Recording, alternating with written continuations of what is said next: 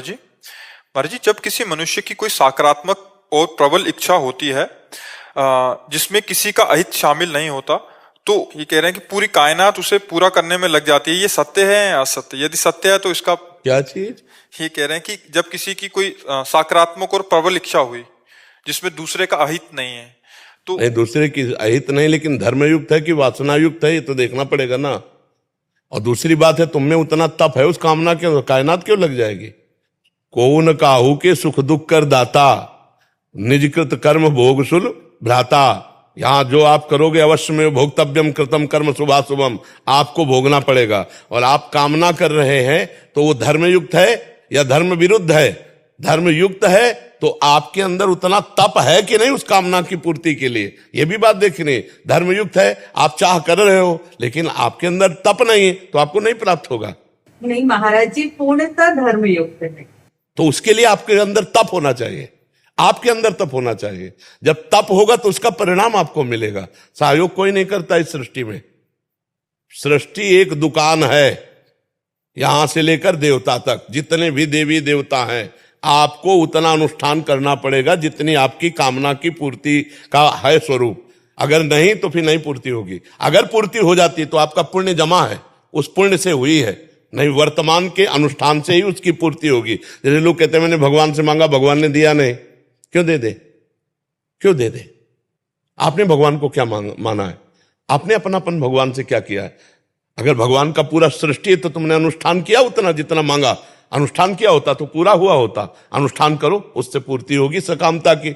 और अगर नहीं कि हम भगवान को अपना मानते हैं तो मांगने की जरूरत क्या है? वो सर्वज्ञ है, वो सर्वशक्तिमान है। जितनी व्यवस्था कर रहे उसमें राजी रहो, जो ही प्यारो करे सोई मोहि भावे। तो दोनों सिद्धांतों को समझना होगा। हमारी बात समझ पा रहे हो?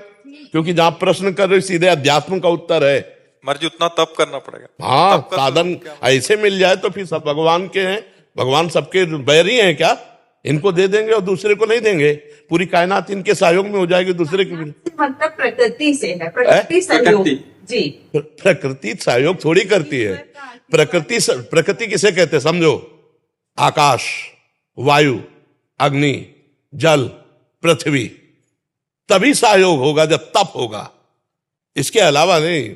इसके अलावा हमें बताओ ना, सब चाह रहे, सब कामना कर रहे, सबकी पूर्ति हो रही, प्रकृति सहयोग कर रही क्या? फिर ही ये चीजें सबको मिल रही। वायु, जल, पृथ्वी, आकाश, तेज, अंदर जो अंदर हमारे अन्न जाता है, पचता है ना, वो अग्नि के द्वारा पचता है। वैश्वानर अग्नि सबके उदर में विराजमान, जठराग्नि के रूप में। ये सब प्रकृति का अपना सिस्टम चल रहा है। हमारी जो कामना है उसमें जब तप है, भजन है, साधन है, तो हम प्रकृति रूपी दुकान से ले सकते हैं, अन्यथा नहीं। ये प्रकृति परमात्मा की है, इसका उतना ही भोग कर सकते हो जितना तुम्हारा तप है, जितना तुम्हारा भजन है, जितना तुम्हारा पुण्य है, अन्यथा नहीं है। तो पूरी प्रकृति में अगर समर्पण हमारे राजा रानी के प्रति फुल है, अगर हम उसमें तब उसमें तब भी पुण्य देखा जाएगा। जब समर्पण है तो मांग कैसी? तुम्हारा क्या रह गया मांगने का अधिकार?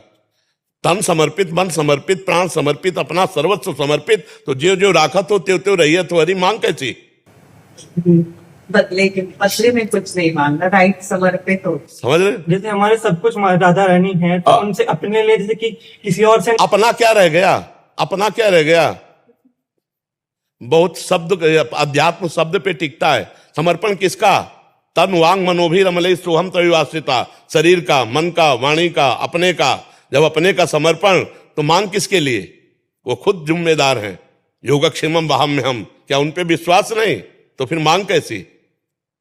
समझ पा रहे हो? अब ये बात है कि मैंने समर्पण नहीं किया लेकिन माना है, ये अपने हैं, अब मांग सकते हो।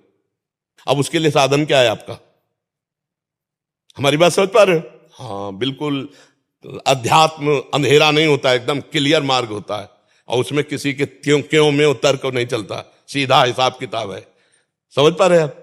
समझ नहीं सकी? महाराज जी जब करते हैं ना, जब करने के बाद में 2-4 दिन सही चलते हैं, चलने के बाद ऐसा आता है कि एक संक्रोध बढ़ जाता है, उठते हैं जब करते हैं, उसके लिए मार्गदर्शन। और जब बढ़ाते जाओ, और जैसे कोई रुपया तुम्हारा बातों में लगा के छीनना चाहे तो आप अपना हाथ एक रुपये में ही रखेंगे? नहीं रखेंगे।